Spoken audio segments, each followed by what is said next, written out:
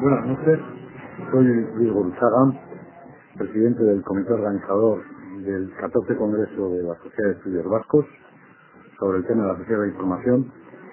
Y hoy vamos a tener una mesa redonda sobre el tema de Internet y educación, y me acompañan Javier Díaz Nossi, que es presidente de la sección de medios de comunicación de Eusko Ikaskuntza y profesor de la Universidad del País Vasco, y Carlos Caballero, que es secretario de Eusko Ikaskuntza y diputado al Congreso por Álava. Bien, para empezar la mesa redonda, y antes de entrar en el tema educativo, voy a preguntar a Javier Díaz Nossi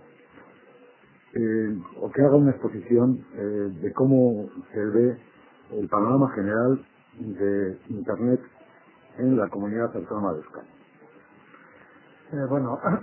Algunos datos que sé así un poco de memoria son los del Estudio General de Medios, lo que ahora se llama la Asociación para la Investigación de Medios de Comunicación, que ha hecho una encuesta sobre la utilización de Internet en toda España, con datos también referidos al País Vasco, Navarra y el resto de comunidades autónomas y de provincias de España.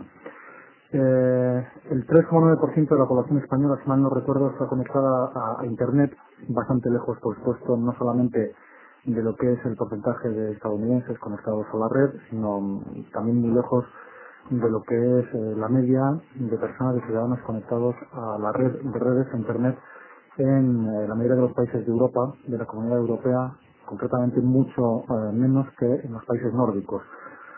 Es un 3,9% en España, y en Navarra y el País Vasco es algo así como una décima menos, un 3,8, un 3,7% respectivamente, si no me equivoco.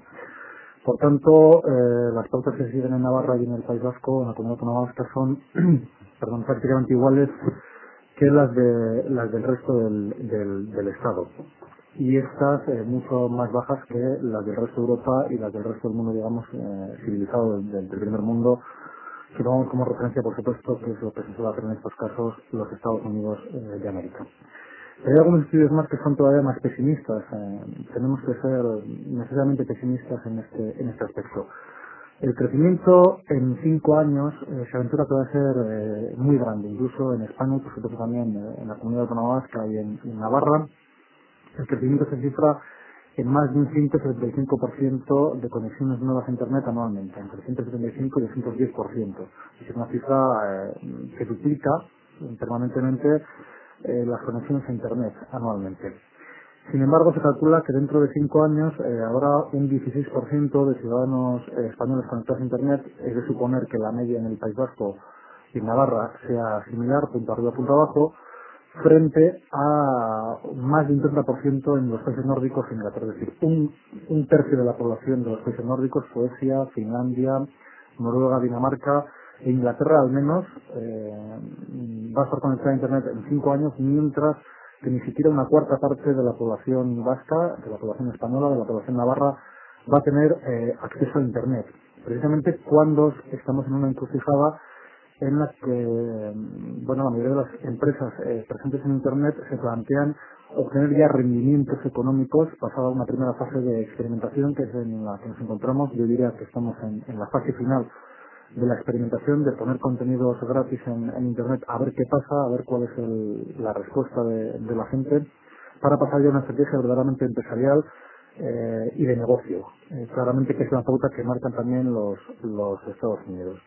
En cuanto al número de websites, de lugares web, de lugares situados en Internet, de direcciones en Internet, por supuesto la pauta la marcan también los americanos. Un 60% de las direcciones de Internet son estadounidenses. Pero solamente un dato, y aunque no tengo cifras exactas, creo que es absolutamente revelador. Más de 200.000 websites, lugares web, direcciones, tiene un país muy pequeñito de Europa como Finlandia. España tiene algo más de 60.000. Es decir, una cuarta parte de lo que tiene Finlandia, cuando la población de Finlandia es muchísimo menor. Creo que son datos también muy a tener en cuenta.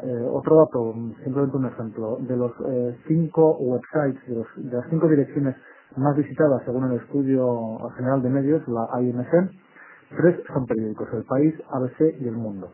Bueno, da también una lista de 100 websites más visitados. Ni uno solo de esas direcciones, ni una sola de esas direcciones es vasca. Ni uno solo de esos periódicos que se citan son vascos, teniendo en cuenta, por ejemplo, que en la red están el Diario Vasco o el Correo, cuyas ediciones impresas en papel ocupan el 6º y 8º puesto de difusión en todo el Estado español, no estamos hablando solamente del País Vasco, es suficientemente significativo, en mi opinión, que sus versiones digitales, las versiones de Internet, ni siquiera aparezcan entre las 100 más visitadas del Estado español.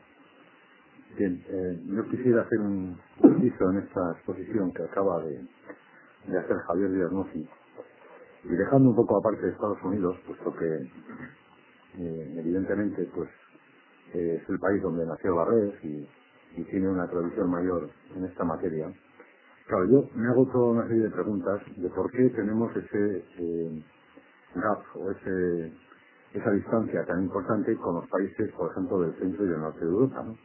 Cuando a fin de cuentas, pues, así se dice, en otros campos nos hemos acercado a las medias europeas y en cambio en esto estamos pues bastante distanciados, ¿no? Pues claro, la contestación a esta pregunta, yo creo que es múltiple, ¿no? Es decir, no creo que haya una sola causa, sino que puede haber muchas, ¿no? Una de las razones yo creo que es el miedo a las tecnologías, ¿no? Es decir, estamos en un país que no está quizá acostumbrado a asimilar de una forma relativamente rápida las nuevas tecnologías. Y esto hoy en día no tiene demasiado sentido. Quizá lo ha tenido en otras épocas históricas, donde la utilización, por ejemplo, de tecnologías informáticas, pues era, digamos, bastante dura, ¿no? Por decirlo. Y solo estaba, pues, prácticamente el acceso a estas tecnologías en manos de los profesionales del sector informático y demás.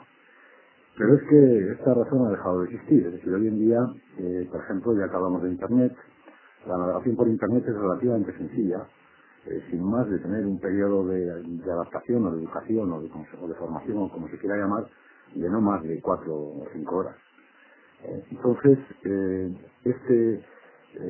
y volviendo un poco a Estados Unidos, ¿no? Por ejemplo, hay un fenómeno ahora mismo en Estados Unidos de que una gran parte de la población jubilada, que por consiguiente es la población que debería tener más, por decir así, impedimentos, ¿no? Para acceder a la red o para acceder a las nuevas tecnologías, bueno, pues está habiendo un crecimiento muy importante, ¿no? De acceso a la red por parte de estos jubilados y lo emplean, pues ya sea para actividades de ocio o para sus hobbies o para los temas en los que estén interesados. Yo creo que esta es una de las respuestas, ¿no? Otra es la tradición también secular, quizá, que tenemos aquí, y ahora hablo más igual de las empresas o de los comercios, etcétera, invertir poco en tecnologías de la información, ¿no? Y España es uno de los países donde las inversiones en tecnologías de la información pues es más reducida, y esto ha sido siempre históricamente así. Parece que no se cree en ellas, ¿no? Y a fin de cuentas esto es decir, es como si ahora volviéramos, pues no sé, en una caja de ahorros, pues volviéramos a las oficinas, como se hacía antiguamente, a hacer las operaciones manuales, etcétera, y hay gente que lo sigue haciendo así. Se sabe que los cajeros están ahí desde hace mucho tiempo, y como se sabe, bueno, y yo creo que todo el mundo que está utilizando estos cajeros pues son de muchísima utilidad, porque en primer lugar pues dan un servicio de 24 horas, cosa que antes no se daba, fiestas, etcétera. Yo creo que un poco por ahí va el tema, pero pasando un poco a otro aspecto, y antes de entrar en el tema educativo, aquí se ha hablado bien del acceso a la red. El acceso a la red es un tema importante, estamos en unas cifras bajísimas y hay mucho que hacer en este campo. Pero a mí quizás me preocupa otro campo, que no solo es acceder, porque claro, el acceder a la red hoy en día es acceder a unas culturas muy determinadas y en particular a la cultura norteamericana. Si se puede llamar así, si existe una cultura norteamericana. O, en todo caso, pues como decíamos antes, a servidores europeos, anglosajones básicamente, o nórdicos, porque, desgraciadamente, pues en Internet hay poca información, o muy poca información, quizá todavía con cifras por debajo de las cifras de acceso, sobre, digamos, nuestra propia cultura, nuestros propios comercios, nuestras propias industrias, etcétera, que desde luego entiendo que en un momento dado tendrán que realizar inversiones si no quieren verse de alguna forma que sus productos, dado que el comercio electrónico a través de la red está aumentando de forma espeluznante en el mundo, pues bueno, sus comercios la gente puede empezar a comprar en la medida que aumente el acceso en Estados Unidos, en lugar de comprar en la tienda de enfrente. Entonces, yo en este tema de los contenidos quiero hacer, no sé, es decir, en el pasado congreso así quedó de manifiesto, ¿no?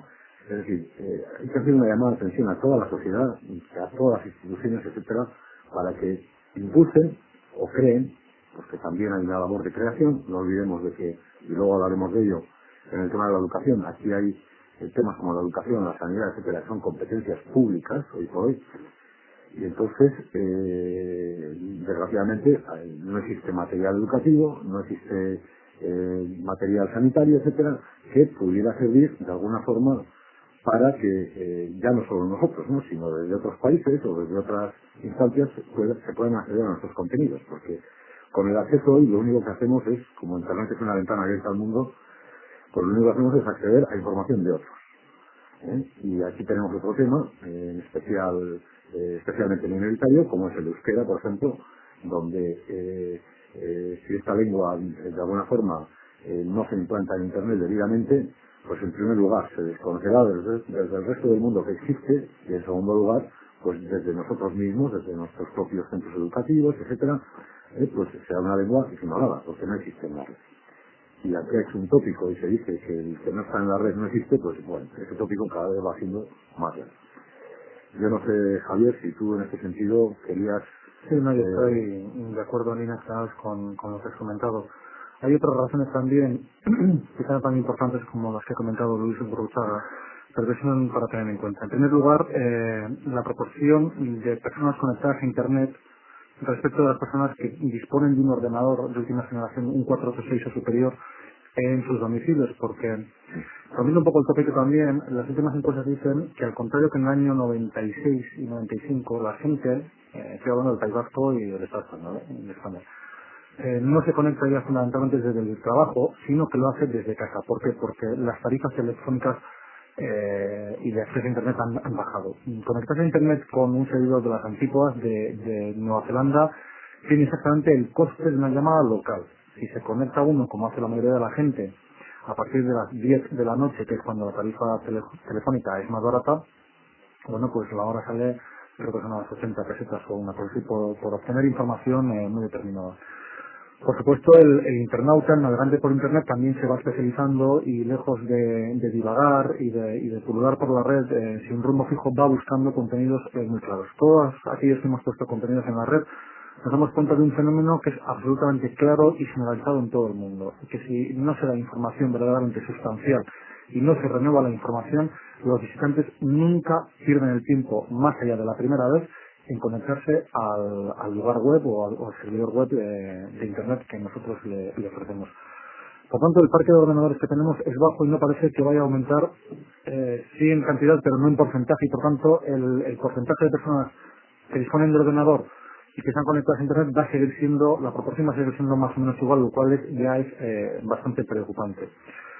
Por otra parte, yo creo que se da, y es una tónica general que también se produce incluso en Estados Unidos, aunque por supuesto a menor escala que aquí, que es unas estrategias empresariales muy tímidas y muy medrosas, muy medrosas. ¿Por qué? Porque probablemente la mayoría de las empresas no se hayan dado cuenta de que esto es un nuevo medio de comunicación, que esto puede ser probablemente una revolución tan grande como la imprenta. Y pasa lo que pasó con la imprenta o con la invención del motor de explosión. Por poner los ejemplos muy claros, que yo creo que todo el mundo entenderá. Cuando se inventa la imprenta, los copistas manuales, los monasterios, tienen miedo. Tienen miedo, y el primer producto que hace la imprenta es, la Biblia, por ejemplo, de Gutenberg, es una imitación de la letra manuscrita, es decir, intentan imitar el producto precedente. Es una etapa de transición que también vive Internet, se está intentando imitar el producto precedente, un periódico, por ejemplo, en papel, se pone en la red. Pero es que los nuevos medios son otra cosa, y lo mismo que la imprenta se emancipa del copista manuscrito y los monasterios tienen que abandonar necesariamente esa función, aunque ambas conviven durante un tiempo, pues Internet y la edición digital, sobre todo en la medida que la transmisión de información permite hacer realmente contenidos multimedia, pues probablemente va, no sé si a arrinconar, no me atrevo a decir tanto, pero sí a buscar productos propios y diferenciados de lo que es la edición tradicional, de que son las radios convencionales, las televisiones convencionales y sobre todo el medio impreso, el libro, la revista o el periódico tradicional. Bueno, las empresas que se dedican ahora mismo a dar contenido en Internet, la mayoría son empresas que daban contenido o que dan contenido todavía mediante formas tradicionales, sobre todo empresas, y cuyo negocio es, por tanto, el papel, fundamentalmente. Otro ejemplo, el motor de explosión. Cuando se inventa el motor de explosión y, por tanto, el coche, el automóvil, todo el mundo pensaba que el automóvil no era más que un coche de caballos sin caballos, un coche en el que los caballos habían sido sustituidos por el motor, por el nuevo motor. Entonces todo el mundo pensaba que las empresas que fabricaban coches de caballos iban a ser las que tenían ya la infraestructura necesaria y los conocimientos necesarios para hacer coches automóviles. Bueno, ni una sola de esas empresas sobrevivió al cabo de 50 años. Yo creo que es algo suficientemente significativo y que debería hacer que pensar a las empresas tradicionales suministradoras de contenido que utilizan Internet como escaparate y que tras un periodo de anunciar, digamos, su producto, de promocionar su producto, de poner sus productos complementarios, buscan en el negocio y no ven cuál es el negocio. El negocio está, como en todas las empresas, en dar aquello que la gente demanda y en proporcionar valor añadido. Si nosotros ponemos un periódico, por ejemplo, que es exactamente igual que nuestro periódico impreso y además nos cuesta más caro y tarda más en recibirse y además se lee peor en la pantalla, sinceramente a mí no me resulta atractivo leerme ningún periódico de ese estilo en Internet. Sí me resulta atractivo leerme el Wall Street Journal o CNN Interactive. ¿Por qué? Porque Wall Street Journal me proporciona mucha más información, mucho más volumen de información y mucho más rápidamente de lo que me proporciona la versión impresa. Por eso sí se puede pagar. Y CNN Interactive me proporciona información continuamente actualizada, es decir, me da un valor añadido, que no me da ningún periódico. Me proporciona la profundidad que me proporciona un medio impreso y además la rapidez que me proporciona un medio audiovisual. Por esos medios se puede pagar. No estoy nada seguro de que se pueda pagar por dar lo mismo o menos y más lento y peor y más caro en Internet que con un medio convencional. Por otra parte, dejar todo en manos de las instituciones, que es algo que siempre se ha hecho en el País Vasco y que no se hace en el resto de Europa, donde se confía mucho más en la iniciativa privada, yo creo que es un error. Creo que las instituciones son especialmente lentas en nuestro caso y el caso de Internet es paradigmático en reaccionar frente a nuevos retos. La verdad es que esto es una crítica que hay que hacer muy claramente. Primero, porque no proporcionan la infraestructura técnica necesaria para que las autopistas de la información sean de verdad autopistas y no caminos de cabras, que es lo que son ahora. Ahora Internet es lento, es desesperantemente lento. Nada que ver con Estados Unidos o con los países nórdicos, donde sí se ha establecido un plan a medio y largo plazo para dotar a todo el país, a todo un territorio nacional de las conexiones telemáticas suficientes y apropiadas. Eso yo creo que aquí no se ha hecho. Y por otra parte, tampoco las instituciones, ni siquiera a un nivel mínimo y básico, están proporcionando contenidos. Y lo más curioso es que luego se quejan de que otros lo hagan y les critiquen. Yo creo que es algo que nos tenemos que sacudir. En primer lugar, las instituciones no deben liderar el proporcionar contenidos, aunque por supuesto deben darlos en una medida, pero no todo. Pero ni siquiera yo creo que cumplen el mínimo imprescindible. Y por otra parte, y ya termino con esto, tampoco en comparación con países más adelantados, de nuevo, los países nórdicos y Estados Unidos, se ha proporcionado la base educativa, aunque parece ser que se está reaccionando, no sé si todo lo apropiadamente que debería exigirse, no se ha proporcionado a la red educativa de acceso a las nuevas tecnologías. De manera que el nuevo lector, ese que tiene 7 años y que tenemos muy claro, maneja Nintendo, maneja videoconsolas y por tanto recupera la información de una manera que las personas mayores no hacemos, la recupera de una manera activa, con niveles de información, de una manera mucho más interactiva, no de una manera pasiva, que es lo que hacemos nosotros. A esas personas, que son el futuro inmediato, no se les está proporcionando facilidades para acceder no a Internet, sino a la utilización probablemente de ordenadores, con lo cual tampoco se está creando el caldo de cultivo para que dentro de 5 o 10 años haya una necesidad real, haya un mercado, en definitiva, de acceso a las nuevas tecnologías y a los contenidos que estas nuevas tecnologías van a transmitir. Bien, yo simplemente, para terminar esta primera parte de este debate, matizar algunas cosas, ¿no?, que has comentado, Javier.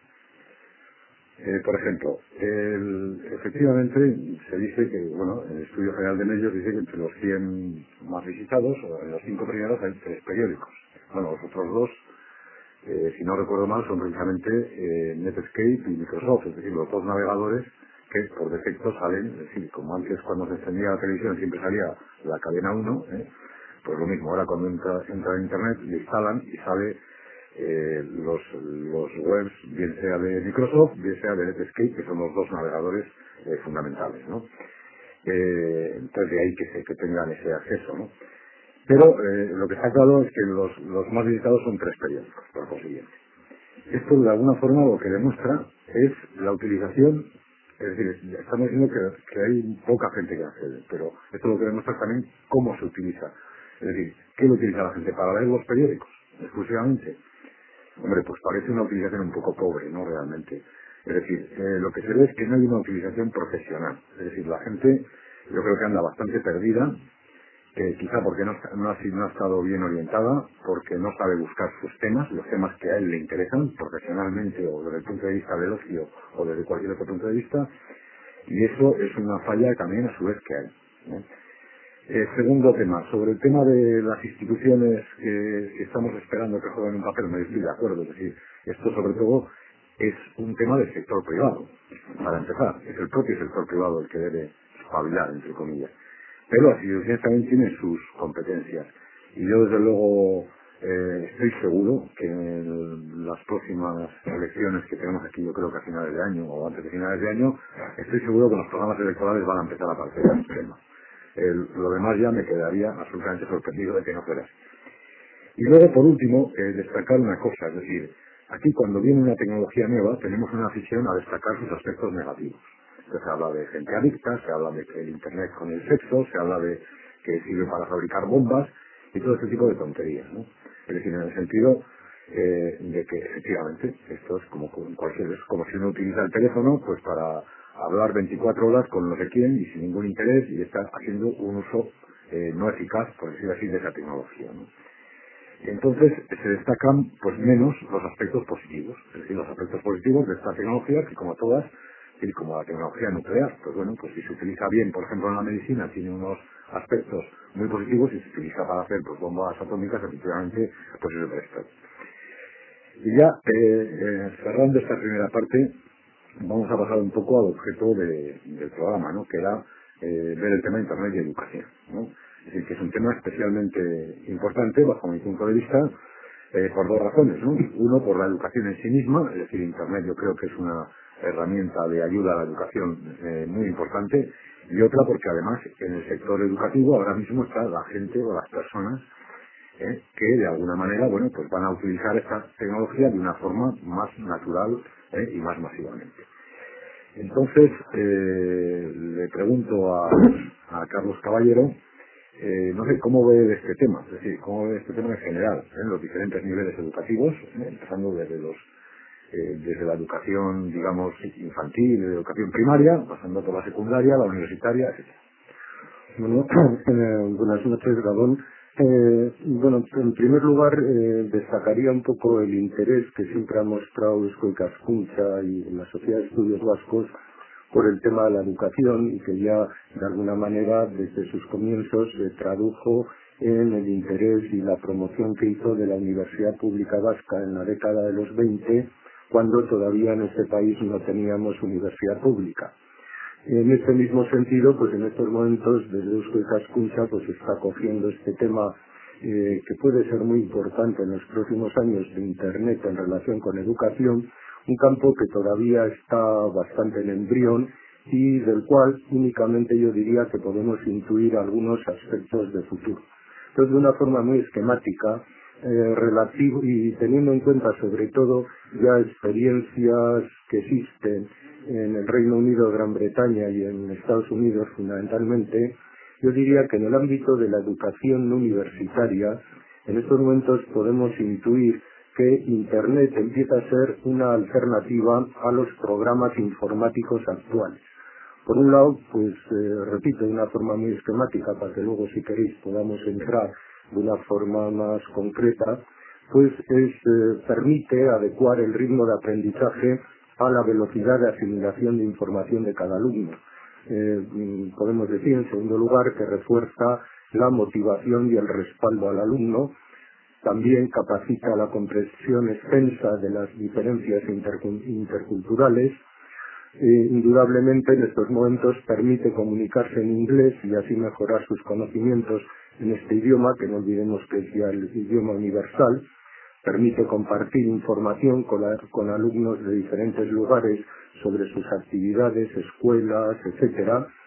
Un aspecto que se toca muy poco cuando se habla de este tema y que puede tener su gran importancia es todo lo relativo a la enseñanza del lenguaje de signos para los sordomudos, que ya está cobrando bastante importancia en el Reino Unido.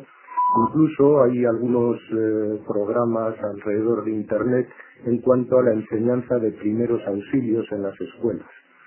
Por consiguiente, y resumiendo, digo que puede significar una alternativa a los programas informáticos actuales, además de otras cuestiones. En el ámbito universitario es quizá donde se vean en estos momentos más claro algunos aspectos.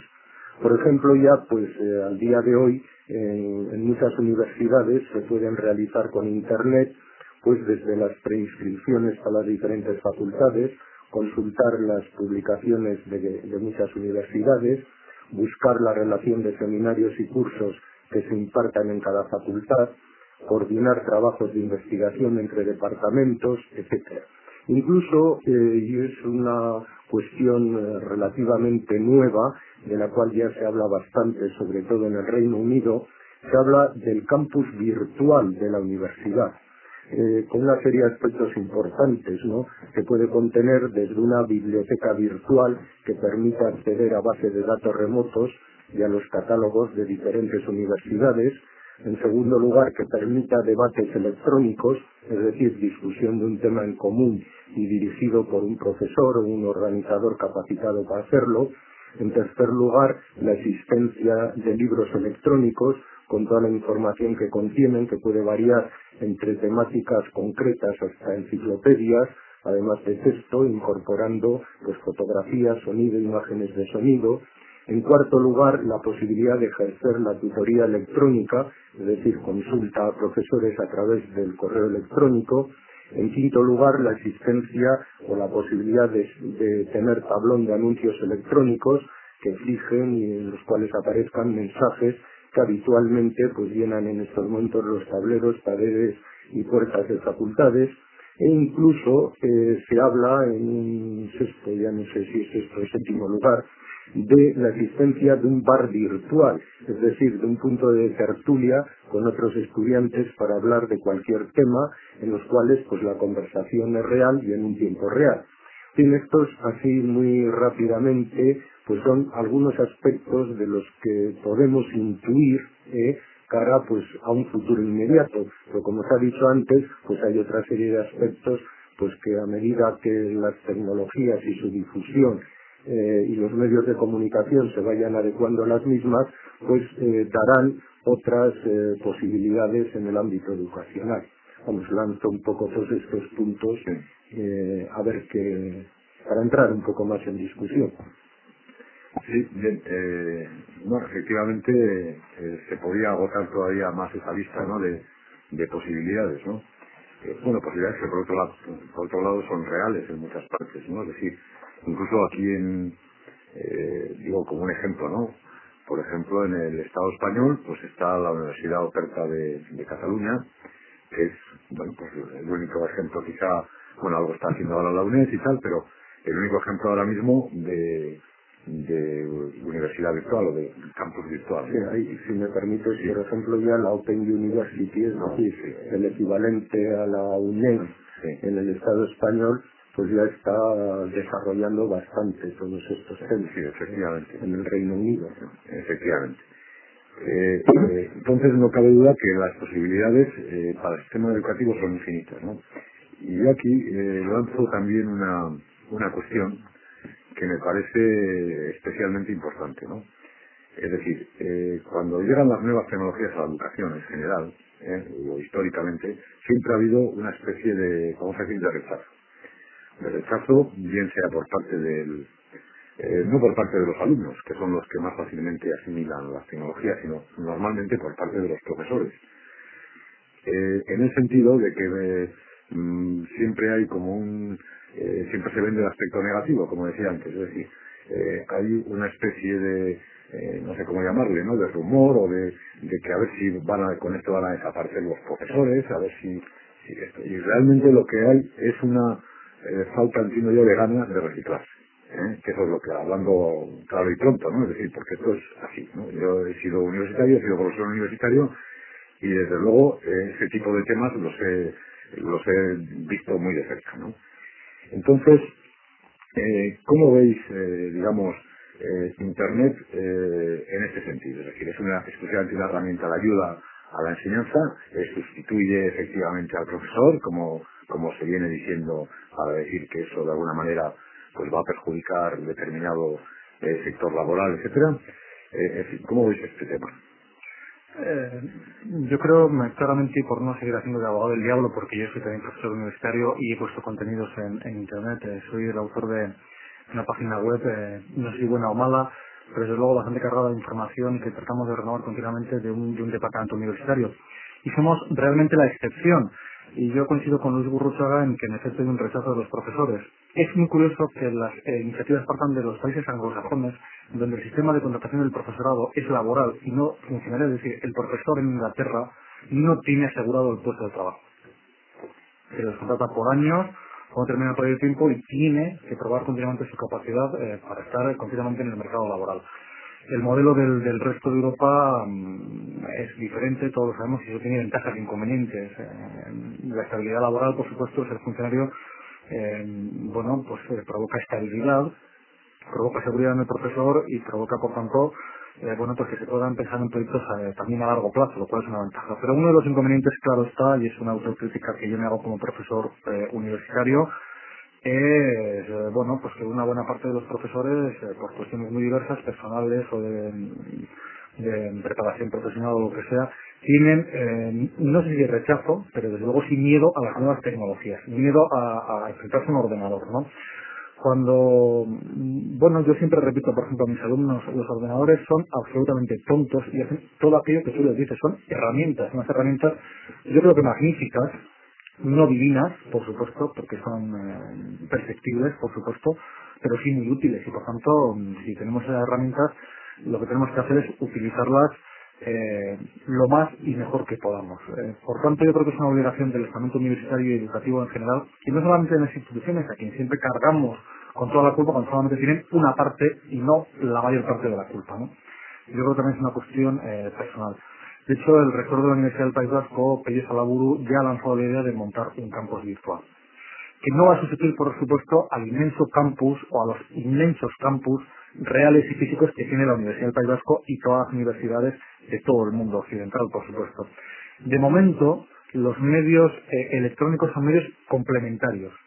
Quienes deberían tener algo más de miedo pues son, por supuesto, las Open Universities o la UNED en España, porque evidentemente, pues cuando alguien se apunta a la UNED es porque no tiene tiempo o porque le pilla lejos geográficamente desplazarse a una universidad real. Por tanto, el acceso a Internet es barato, es efectivo, es rápido, la renovación de contenidos puede ser continua y, por tanto, esas universidades, ese concepto de universidad abierta o universidad a distancia sí que va a sufrir una recalificación muy rápida y muy profunda, yo creo, inmediatamente. No tanto en el caso de los campus de las universidades, digamos, tradicionales, que también deberían, y yo creo que lo están haciendo, unas mejor y otras peor, que deberían utilizar los nuevos medios y, por supuesto, Internet. Primero, para anunciarse efectivamente a otros países, porque el intercambio de estudiantes es ya una realidad y debería serlo, al menos en Europa y, por supuesto, también con países como Estados Unidos, por supuesto.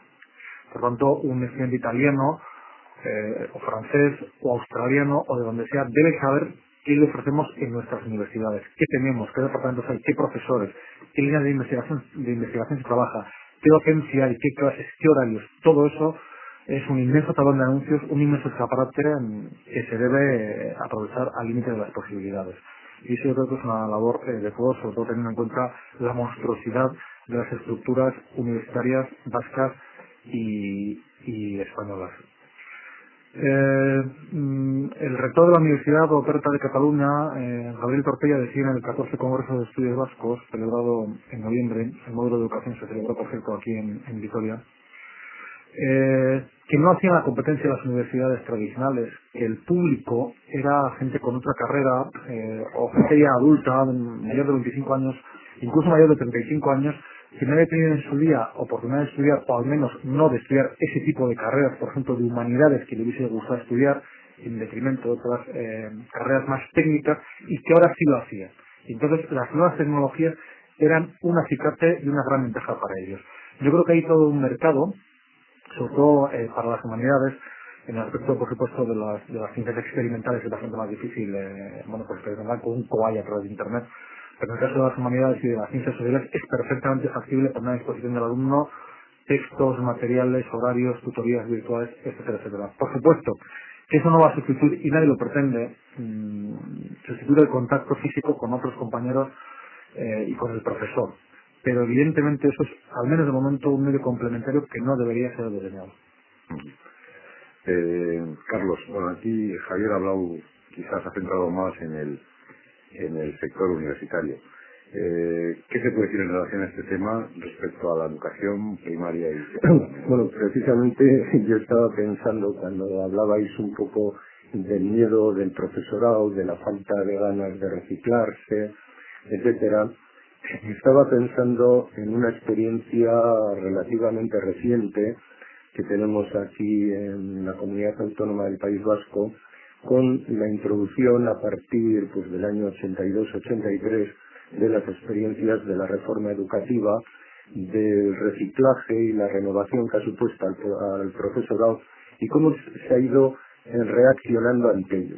Y es curioso, pero bueno, los datos ahí están, que el profesorado que desde el principio ha demostrado mayor interés ha sido el profesorado de EGB o de primaria, quizá porque era el que le afectaba más de cerca y más pronto, mientras el profesorado de bachiller pues ha mirado el tema como algo que no era para ellos, ¿no?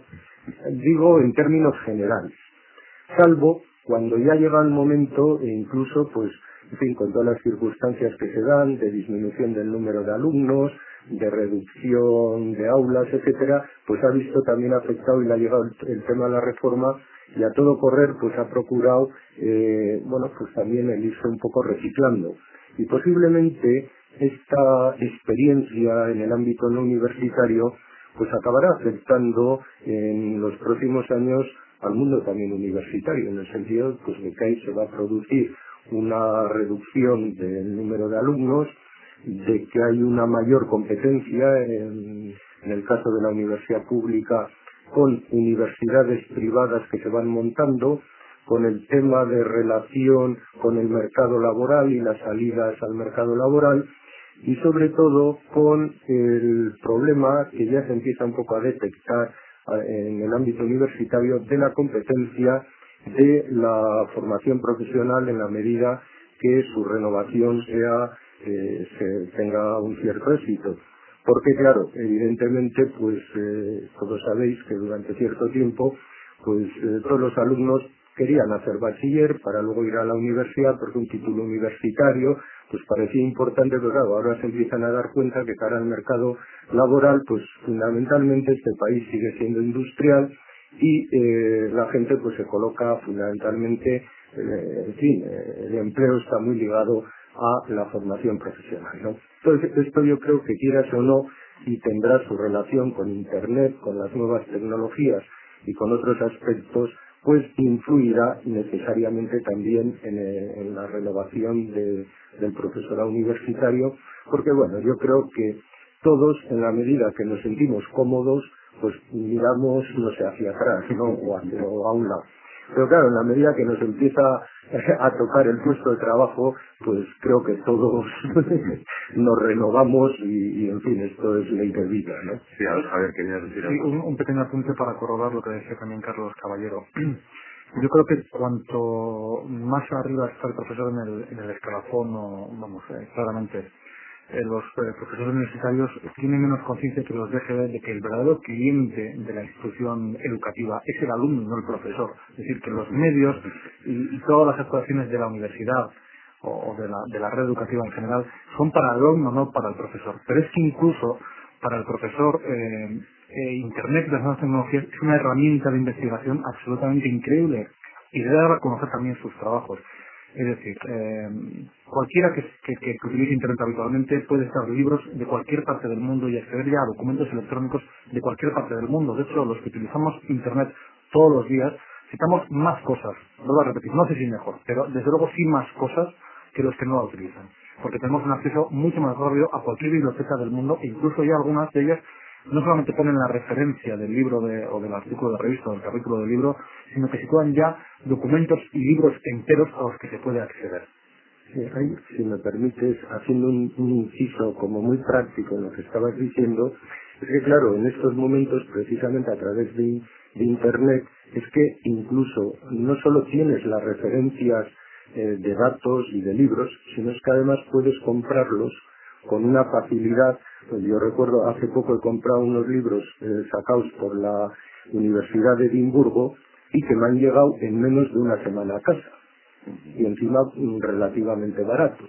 Entonces, claro, quiero decir que Internet también te da luego unas facilidades prácticas y no hemos quitado otro aspecto que es la cuestión del correo electrónico que está teniendo, porque claro, Internet en su versión más de web, etcétera, pues se está introduciendo poco, pero sin embargo el correo electrónico se está introduciendo bastante más rápidamente y no deja de ser un dato significativo que inicialmente en estos 2 últimos años donde más se está extendiendo es en Cataluña, en la industria catalana, porque entre otras cuestiones el correo electrónico es mucho más rápido y mucho, por eso, y mucho más barato que un fax.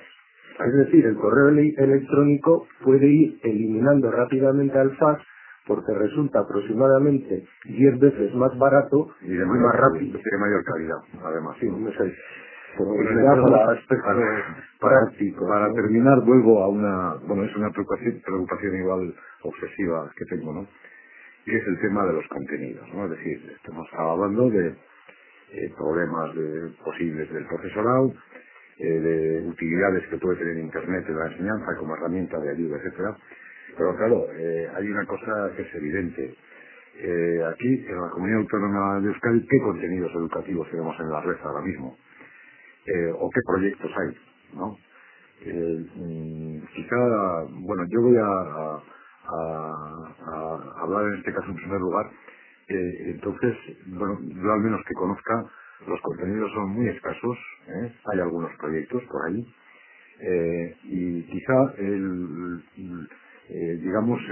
más importante ahora mismo que conozca yo por lo menos es el caso de la enciclopedia Uñamendi, ¿no? Es decir, que es pues una enciclopedia del País Vasco, que es de 40 y tantos tomos, no recuerdo, 45 en su versión papel, y que va a estar en próximas fechas disponible a través de la red Internet. Esto va a permitir muchas cosas, indudablemente el acceder a temas de nuestro país, desde nuestro país y también desde fuera de nuestro país, porque no olvidemos que hay en Sudamérica, por ejemplo, en Centroamérica, hay unas colonias vascas, o hay personas de origen vasco en una cantidad muy importante y que precisamente su principal preocupación cultural suele ser conocer sobre tal personaje o sobre tal o cual tema histórico, etcétera, como tema cultural general.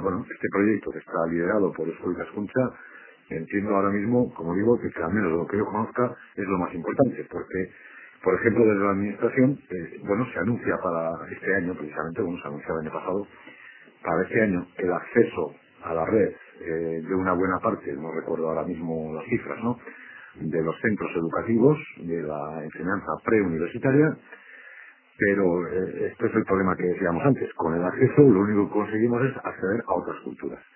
Pero en cambio, como nosotros no tenemos contenidos, nadie puede acceder a las nuestras, ni siquiera nosotros mismos. Yo no sé si queréis opinar algo al respecto. Un poco en relación con lo que dices, aunque aunque igual no sea el más indicado para hacerlo, pero yo sí creo que hay que hacer en estos momentos una pequeña crítica en sentido constructivo al proyecto del Departamento de Educación. Es decir, tiene un lado positivo, que es brindar el acceso fundamentalmente de los centros de ESO y de bachiller superior a la red de Internet, pero todo esto se monta con una cierta improvisación. Es decir, se montan, diríamos, los medios técnicos, pero no se ha previsto una formación del profesorado a corto plazo para la utilización de esos medios y tampoco se ha previsto la elaboración de contenidos.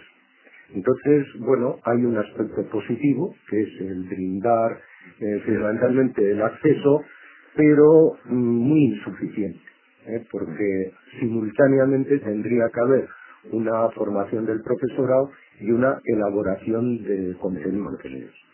Javier, no sé si algunas cuantas cosas que matizar. En primer lugar, yo creo que aquí nos estamos dejando llevar un poco por la improvisación, por supuesto, y por las modas, y por los grandes impulsos. Y la ministra dice que va a meter tantos ordenadores como Tony Blair en Inglaterra, y inmediatamente olvides ir diciendo exactamente lo mismo, lo cual no está mal, si se lleva a cabo. Pero estas cosas, como todas, yo creo que te acercas con un objetivo claro. Yo creo que es obligación de las instituciones garantizar dos cosas. Primero, una infraestructura técnica suficiente para que el acceso a Internet se produzca con garantías y con la rapidez y la eficacia suficiente y parangonable con otros países europeos, y que decir tiene por supuesto con Estados Unidos, donde Internet, valga la expresión coloquial, va como un cañón. Aquí desde luego que no.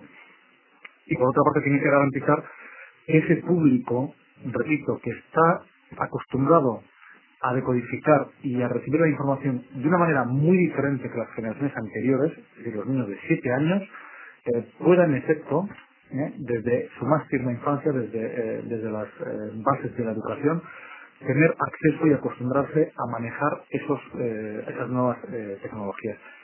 Si la generación de los que tenemos más de 30 años estamos habituados a leer el periódico y a leer libros, es decir, a recuperar la información de modo secuencial, y las generaciones más jóvenes están acostumbrados a la radio y a la televisión, es decir, a sentarse frente a un aparato pasivamente y recibir información, las nuevas generaciones piden otra cosa, piden niveles de información, es decir, cantidades mucho mayores de información y más especializadas. No quieren medios de masa, sino medios personalizados, y quieren algo interactivo, es decir, que ellos pregunten al sistema y el sistema responda. Por supuesto, estamos ante un cambio en la propia concepción cultural del mundo occidental. Yo no quiero ser ni apocalíptico, y a lo mejor en esta charla lo he llegado a parecer en ocasiones, pero tampoco absolutamente integrado y vamos un predicador de las grandes ventajas de las nuevas tecnologías. Las nuevas tecnologías son neutras.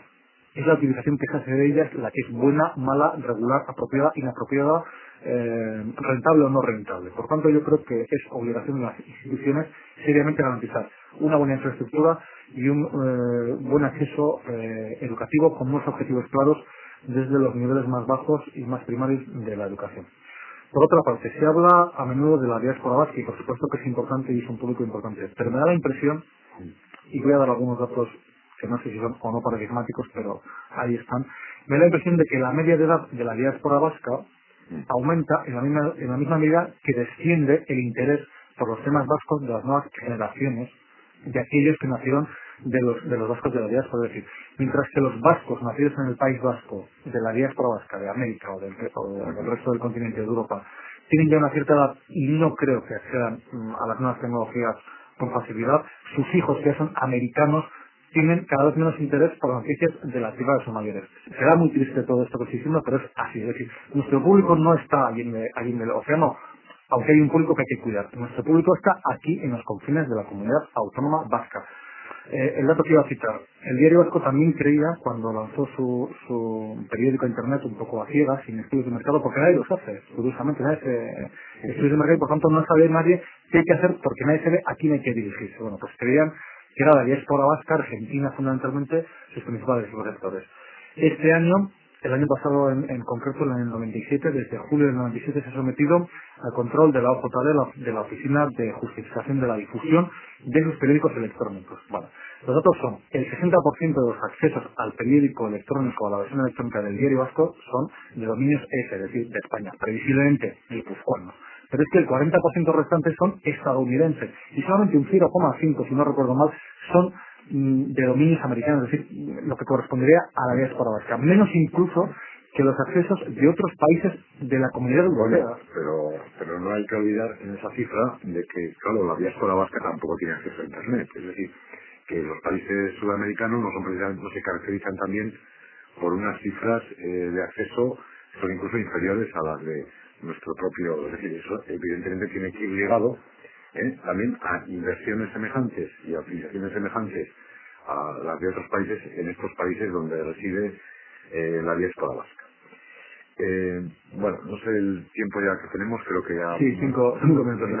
Si me permitís una simple matización muy rápida, porque no es el tema de hoy, pero en relación con lo que estáis diciendo de la diáspora vasca, yo creo que hay que diferenciar claramente la diáspora vasca en los países latinoamericanos de habla española de la diáspora vasca en Estados Unidos, es decir, de la diáspora vasca que no sabe más que inglés y euskera, que es precisamente en la gente joven de esta diáspora donde si hay un interés muy claro por lo que existe en el país, por perfeccionamiento de euskera, etcétera, que no se da en el caso pues de Argentina o Venezuela, etcétera. Ahí hay una matización importante y bueno, no es casualidad que uno de los web, no digo mejores, pero bueno, un web interesante sobre cultura y cuestiones del país procede precisamente de Estados Unidos. Sí, de Washington, la página de Google. Pero a mí me parece pero bueno, es una simple matización. Criticar eso me parecen cuestiones más bien anecdóticas. Es decir, el público no está en Estados Unidos, no está en Argentina, no está en Uruguay. En eso estamos totalmente de acuerdo. Está claro. Está claro. Bueno, lanzo una última cuestión ya muy breve porque el tiempo se nos va. ¿Cómo veis, digamos, en la educación, pues, por decirlo así, básica o primaria, secundaria, etcétera, o incluso universitaria, cómo veis un poco el pupitre del futuro, en relación a, bueno, estamos acostumbrados a ver pues, los pupitres o las mesas, digamos, donde se sientan los alumnos? Bueno, tradicionalmente esto no ha cambiado desde hace muchísimos años. ¿Veis realmente aquí en nuestro país que en un plazo no demasiado largo pues los pupitres tengan su ordenador, en fin, sea un pupitre integrado, donde aparte de los libros habituales de texto, bueno, pues tenga acceso a esa... Más bien yo creo que un pupitre integrado, un pupitre, digamos, electrónico, lo que ahora es ordenadores con unas pantallas de definición similar a la de papel, muy ligeros, portátiles y de mucha capacidad y por supuesto con acceso remoto y probablemente sin sistema operativo porque se cargue directamente de la red. Yo creo que el futuro es algo así como tabletas planas que ya hacen un experimento o incluso tabletas flexibles. Sí, yo coincido y además tengamos en cuenta, como se ha dicho anteriormente, pues que unas cosas no sustituyen totalmente a otras, que son instrumentos que depende cómo se utilicen, de la misma manera pues que la televisión no ha sustituido al libro, etcétera, ¿no? O sea, que hay cambios, también es quizá muy difícil predecir de aquí a 20 años, yo al menos no me atrevería ni siquiera a 10 años, pero estoy totalmente de acuerdo, es decir, habrá unos cambios, pero bueno, de hecho, el profesor desaparece. De hecho, no en este caso en el campo de la educación, pero sí en los domicilios, ¿no? En Estados Unidos, bueno, está el fenómeno web TV, es decir, la televisión, unida ya pues con acceso a internet, aparte de como tal televisión, ¿no? Yo creo que hay un cambio fundamental de las tecnologías pull, que uno tiene que buscar ir pulsando las tecnologías push. El servidor de información es el que lanza información. Aquello que me interesa. Bueno, pues cerramos sin más este programa. Espero que haya sido de interés de todos los oyentes. Y bueno, simplemente y muy rápidamente recordar que con este programa Euskal Ikaskuntza retoma unos programas que ya en épocas anteriores ha desarrollado en Radio Vitoria y que todos los miércoles a las 9 de la noche, a esta misma hora, pues con distintos temas, con diferentes temas que procuraremos que sean de la mayor actualidad y del mayor interés, pues se estará de nuevo aquí con todos ustedes. Muy bien. Pues muchas gracias, Carlos Caballero, muchas gracias, Javier Diagnóstico, bueno, Gabón y bueno. Buenas noches.